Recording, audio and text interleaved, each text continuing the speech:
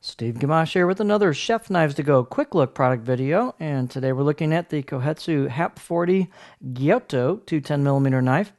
This line of knives that Mark recently introduced, at least at the time of this video, have a core steel of HAP40, which is a powdered metallurgy semi-stainless steel with very high edge retention characteristics and the ability to be hardened to a high Rockwell rating.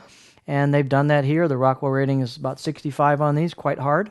The construction is a softer stainless cladding over the top of that core steel. And you can probably see that edge if we can get the camera to focus in. There we go. You can see the edge right there.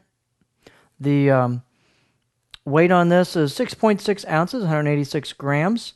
Blade length right at 210, 8¼ inches, and the overall length about 13.2 inches. The spine at the base on this is the same as the Nakiri. It's 2.2 millimeters. And it pretty much holds that most of the way through. Not a whole lot of distal taper until you hit the grind of the knife right in here. And the height on this is just under 46 millimeters, about 45.85, so slightly under 46. And the handle type is Mark did a really nice job with these handles. They are mahogany scales, and the fit and finish is excellent on this entire knife as well as the handle. They've got a great bolster that has that seamless kind of forged look to it that goes right into the bolster from the blade, as opposed to what would look like a pin bolster. Great fit and finish. Like I said, the handles on this is a fairly substantial handle. It's not small by any means. I wouldn't consider it slender. It's not huge, but it's not tiny. So if you've got bigger hands, you'll probably love this handle. The edges on it are not super rounded. They've got a bit of a squarish feel to them. It doesn't really affect anything. It's just what they decided to do with this design. But very nice looking handle. Like I said, with a little bit of heft to it. The whole knife has a little bit of heft to it. And it's not a super duper light, skinny mini weight-wise, but that heft is gives you real nice integrity on the board. You've got embossed kanji and logo, so it's not screened or anything. It's actually embossed in the metal. And the edges on this was very, very good. I'll give it a 6 or 7 out of 10.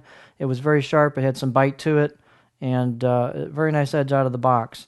The profile on this blade is a continuous curve style with a little bit of flat spot towards the back. Fairly flat overall profile. And the edge is quite thin. So these knives are ground nicely down to a pretty thin edge on them.